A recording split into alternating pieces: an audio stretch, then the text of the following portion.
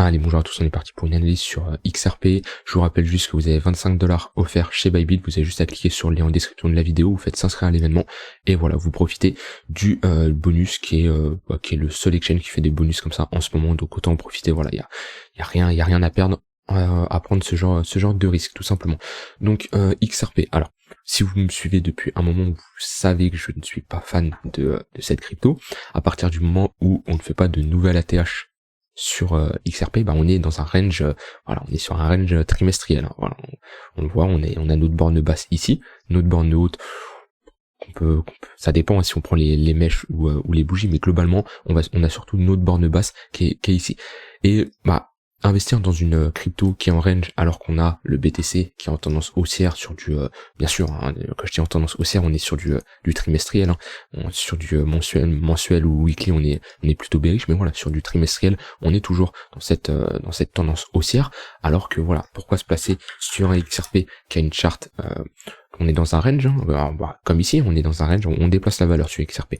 On range pendant un long moment, on pump, on range, on pump. Bon, est-ce qu'on va repump? On n'a pas si d'historique pour se baser là-dessus, mais globalement, d'un point de vue investissement, et de toute façon j'avais déjà fait une vidéo il y a quelques semaines, quelques mois de ça, où je critiquais un peu la crypto, vu comment on voit comment elle surperforme le BTC, ça se fait voilà.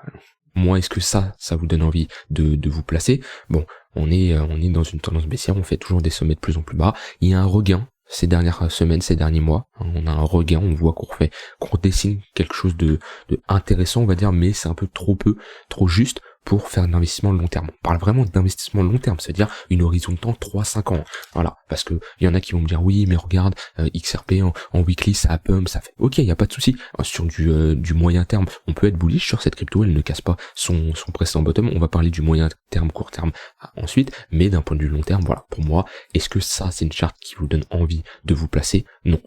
Si on commence à revoir vraiment une belle structure en W, on pourrait avoir quelque chose d'intéressant, mais moi je pars du principe que c'est une crypto qui n'a pas fait de nouvelle ATH, et ça me prouve que il y a de moins en moins de demandes et d'acheteurs qui sont intéressés par cette crypto, parce que s'il y avait des acheteurs qui seraient intéressés par cette crypto lors du dernier bull run, on aurait fait un nouvel ATH. Donc voilà, ça c'est vraiment la chose à prendre en compte sur XRP. On va juste regarder le volume profile où il est. Ok, c'est étonnant d'avoir un volume d'échange moyen au niveau de ce prix-là, puisque en gros il y a eu une grosse accumulation du XRP sur la consolidation qu'on a eu en 2018-2019. Je m'attendais plutôt à un poke, donc le trait rouge ici, qui est là où il y a eu le plus de volume, un poke sur ce niveau-là. C'est pareil, si on prend le BTC, j'en suis même sûr, voilà, on a un poke bien plus bas, c'est-à-dire que sur le BTC, la grosse accumulation s'est faite dans cette zone de prix, environ vers les 1327$. Que XRP, c'est étonnant qu'on n'ait pas eu d'accumulation sur ce niveau de prix-là, et qu'on ait de plus gros volumes ici. On voit qu'ici les volumes sont assez faibles. Alors bien sûr, à ce niveau-là, on avait plus, c'était plus intéressant d'investir sur le BTC parce que le marché crypto était vraiment jeune et c'était difficile d'anticiper que sur du long terme ça allait partir sur des proportions. Enfin voilà, on s'attendait pas en 2014, personne s'attendait à un BTC qui allait à l'heure actuelle toucher des 60 000, 70 000$. Donc c'est pour ça que XRP c'était vraiment, on va dire, un shitcoin à l'époque, même si actuellement il y a quand même un début de projet, même si moi je suis pas intéressant, ça m'intéresse pas trop ce qu'ils font, mais on va dire que c'était plus un shitcoin à l'époque et le BTC c'était le king. C'est pour ça que sûrement il y a beaucoup moins d'investissement, on voit ce trou dans le volume profile. Si je me mets en logarithmique, on va passer en weekly, voir ce qu'on peut avoir. Ouais, ok, ça donne pas plus, c'est pas plus précis que ça. Est-ce que je peux tac.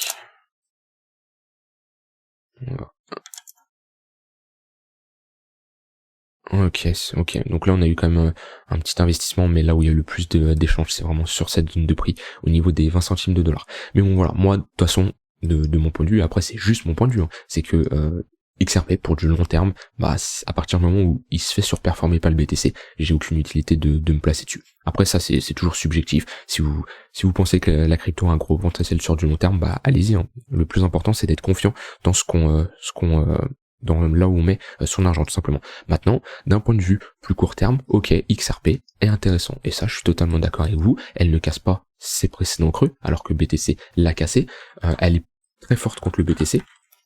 je suis en unité de temps 3 jours, on voit qu'on a un regain d'intérêt avec des W dans des W, on maintient, on retrace, on va chercher les 50% de retracement et on essaye de restructurer quelque chose de bullish. Ok, ça, on retrouve des acheteurs potentiels sur du court terme. Maintenant, est-ce que ça va durer sur du long terme? Ça, j'en sais rien, mais sur du court terme, on a des opportunités pour faire du swing trading ou autre. Là, déjà, on est dans un range, voilà, on peut voir qu'on est globalement bas de range sur ce niveau de prix là. On va voir la clôture, hop, on prend le haut de la clôture de la plus basse des bougies, voilà, globalement, ça c'est notre bas de range, et on voit que dès qu'on vient chercher la clôture qu'on a eu ici, la clôture la plus basse, donc si je peux passer, hop, comme ça, et ici, donc notre clôture la plus basse qui est ici, on voit que dès qu'on remèche dedans, c'est directement avalé par les acheteurs. Donc on a une grosse demande sur ce niveau de prix, et on a un haut de range qui est plutôt ici, qui est un gros, ici on a une grosse résistance. Hop, on le voit, on a une grosse résistance à chaque fois on bute dedans. Donc là on peut faire tout simplement stratégie de range, classique, je le dis assez souvent dans les vidéos vu qu'on est en range actuellement, mais voilà, on achète le bas de range. Alors bien sûr, ici, vous ne savez pas que c'est le bas de range, on s'attend pas, qu'on peut penser que le marché va continuer plus bas, mais ici on a un bas de range, ici on a un bas de range, et ici on a un haut de range. Et voilà, donc vous faites ça jusqu'à que il y a une potentielle cassure, c'est sûr qu'à un moment vous ferez stop, mais voilà, ça peut être une stratégie. Alors là, je vous dis ça vraiment en théorie rapide, Couplez ça avec des indicateurs, des confirmations de momentum, des structures de ravalement où vous descendez sur l'unité de temps pour une entrée un peu plus précise, mais l'idée c'est toujours de long le support et de short la résistance. Maintenant, c'est vrai que XRP est très encourageant. On a eu ici une accumulation avec des W. On a fait une phase de distribution ici, on le voit qu'on fait une structure bearish, un M-top, et actuellement on consolide entre ces deux niveaux. Si on retourne sur ce niveau-là, est-ce qu'on a touché notre ligne de coup? Mais globalement on a fait presque un pullback dessus. Donc la ligne de coup c'est tout simplement le milieu de notre M, comme ici on avait la ligne de coup de notre W, et c'est clairement une zone de résistance, puisqu'on a ici pas mal d'acheteurs qui sont piégés, et si on retourne sur ces niveaux de prix, vu qu'ils avaient on va dire la tête sous l'eau, ils étaient en négatif, et ils vont clôturer leur ordre, et ça va être une vente forcée au marché, on peut avoir une continuation baissière. Mais là, ce qu'il faut voir, c'est comment les vendeurs et les acheteurs se comportent sur ces niveaux de prix. Est-ce qu'on va avoir des acheteurs qui poussent le marché, et si on consolide sous une résistance, c'est bullish, puisque ce qu'on veut voir en général d'une résistance, c'est un rejet violent. Si on a un rejet violent, c'est-à-dire qu'on a des vendeurs très agressifs. Si on n'a pas de rejet violent et qu'on consolide en dessous, c'est-à-dire qu'on a des acheteurs qui maintiennent le prix et les vendeurs ne sont pas si agressifs que ça. Donc ça c'est vraiment important de voir. Ici on voit qu'on a des rejets violents, ça nous indique ok, c'est très intéressant, et on a des acheteurs qui repoussent le prix vers le bas, comme ce genre de mèche qu'on repousse vraiment ici, c'est-à-dire qu'on a vraiment des acheteurs qui sont très déterminés, et en général quand on a une résistance consolidée en dessous, c'est pas très bon si vous shortez le marché, bien sûr. Alors moi je ne joue pas les cassures de résistance, et je trouve je vais pas dire c'est débile de jouer ça, mais une résistance ça se short. Maintenant si on voit qu'on commence à consolider sous une résistance très longtemps sans faire des rejets, ça c'est un rejet, on voit ça c'est un rejet, dès qu'on vient dessus on repart à la hausse. Ce que je veux dire c'est aller sur une résistance et rester très longtemps en dessous de cette manière-là, sans rejeter, sans retourner chercher notre milieu de range. Et pour moi c'est qu'il y a de très fortes probabilités de casser cette zone-là. Mais pour le moment on est dans un range. Alors voilà, on peut attendre la cassure du haut du range, pourquoi pas, pour avoir une structure bullish. Maintenant pour moi elle est beaucoup trop haute, la structure bullish, pour faire de l'investissement. On est plus sur de l'investissement vu qu'on est quand même en weekly. Pour moi la structure est beaucoup trop haute. Se placer ici, ça restait intéressant. Pourquoi? Parce que ici on avait des W dans des W, tac tac, des W dans des W, voilà, il y a quelque chose à faire. On est toujours en dessous, mais là si on revoit ici une structure comme on a fait ici, on fait la même chose ici, ça serait clairement très intéressant, puisqu'on pourrait avoir des W dans des W, on irait casser cette zone là, ça nous ferait un W monthly, ce qui serait une structure très bullish. Mais je préfère qu'on a un gros W sur une grosse unité de temps, donc par exemple ici en monthly, donc en un mois, je préfère choper le bottom ici en allant chercher un W en 3 jours ou en weekly. Voilà, globalement, plus en 3 jours, globalement je préfère agir de cette manière. Parce que le fait de se placer ici, on achète sur résistance, et je préfère me placer ici, même si c'est le milieu de range, et sur une stratégie de range, on achète en général très peu le milieu de range. Maintenant si on décide clairement une grosse accumulation, quelque chose de bullish, et pour moi il y aura clairement une opportunité. Maintenant c'est vraiment pour du swing trading, comme je vous le dis, pour l'investissement ici il y a rien à faire de mon point de vue, mais en daily 3 jours on peut toujours jouer des bottoms, ou tout simplement des extensions de Fibonacci en fonction de certains W ou autres, voilà, globalement qu'on voit Quand on voit qu'on consolide comme ça et qu'on fait des W, et ben il y a moyen de jouer des setups de continuation de tendance ou autre. Mais pour l'investissement, il n'y a rien à faire. Maintenant sur du plus court terme, on va voir, on va juste mettre des indicateurs. On se fait rejeter dans le tunnel daily. Hop, est-ce qu'il nous avait rejeté? On va remettre ça, est-ce qu'il nous avait rejeté auparavant?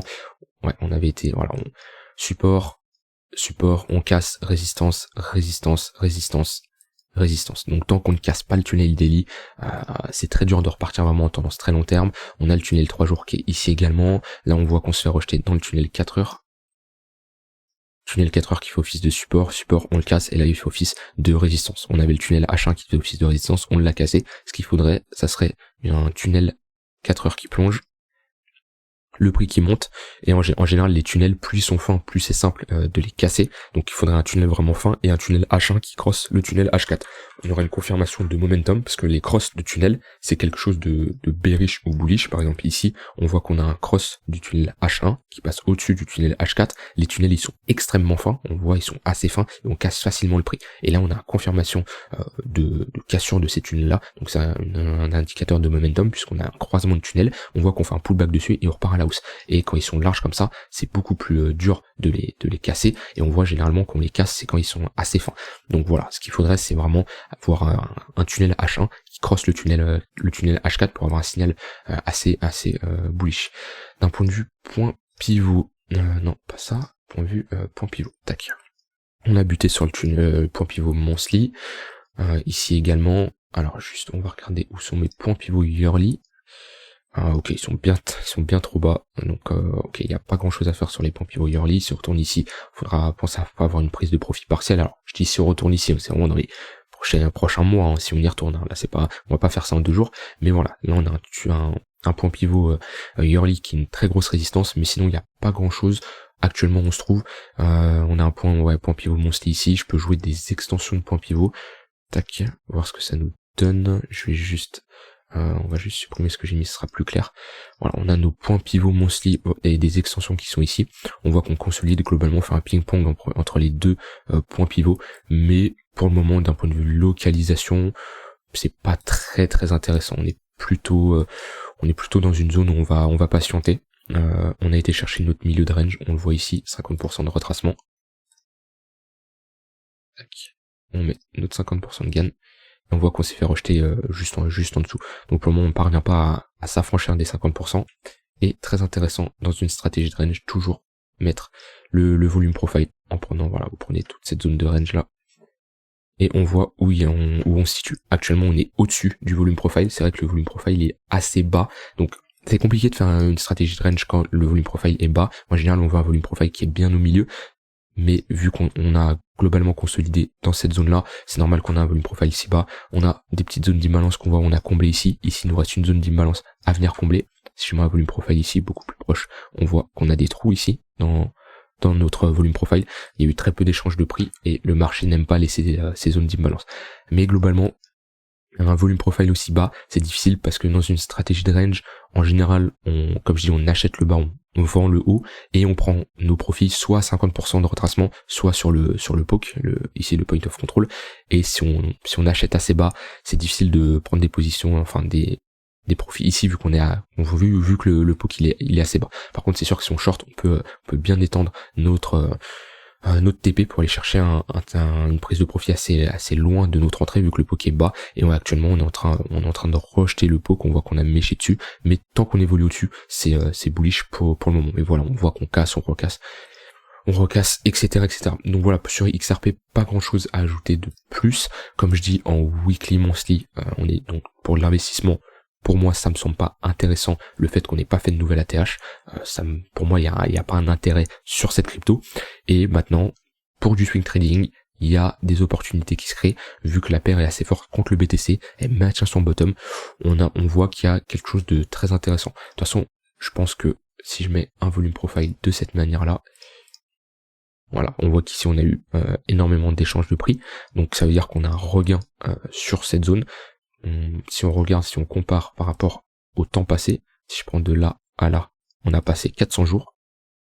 Et ici, on a passé 200 jours. Donc on a passé la moitié moins de temps qu'ici, donc 200 jours et 400 jours ici, et on voit qu'on a beaucoup plus de volume, beaucoup plus. Donc on retrouve un intérêt d'échange ici. Donc bah, ça nous indique qu'il y a du retour. Alors là actuellement ça nous dit pas si c'est des shorts ou des longues, hein, mais ça nous indique qu'il y a de la liquidité. Enfin ça, voilà, il y a pas mal d'échanges, les volumes redeviennent intéressants, mais voilà, ça nous indique tout simplement qu'il y a un regain d'intérêt sur ces niveaux de prix là.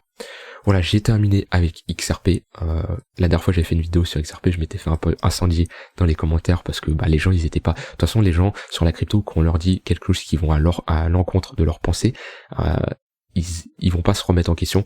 Moi je pars du principe, comme j'ai dit, que XRP qui fait pas un nouvel ATH, bah, c'est pas intéressant pour du long terme. Mais voilà, quelqu'un qui entend ça et qui a du XRP dans son portefeuille, il va, au lieu de réfléchir au raisonnement que j'apporte, il va plutôt se dire non, il a tort parce que il veut pas remettre en cause son jugement qu'il avait sur cette crypto. Maintenant, vous êtes libre de faire ce que vous voulez. Moi, je maintiens ma décision que sur du long terme, XRP est pas intéressant. Bien sûr, on peut pump. Bien sûr, on peut faire un x5, x10. Mais le plus important, c'est de surperformer le BTC. Ça sert à rien d'avoir une alt qui ne surperforme pas le BTC, parce que le BTC en termes de sécurité, de voilà, sur le long terme c'est le boss. Ça sert à rien d'aller chercher un x5, x6 sur le XRP si sur le BTC on fait un x10. Pour moi ça me semble logique. Donc voilà, je préfère prévenir parce que imaginons dans des mois on est à 3-4 dollars sur le XRP et sur le BTC on a fait un nouvel ATH. Bon, dans peut-être plusieurs mois pour que ça arrive, qu'on vienne pas me dire oui regarde XRP t'avais tort. Non, on compare avec la charte du BTC.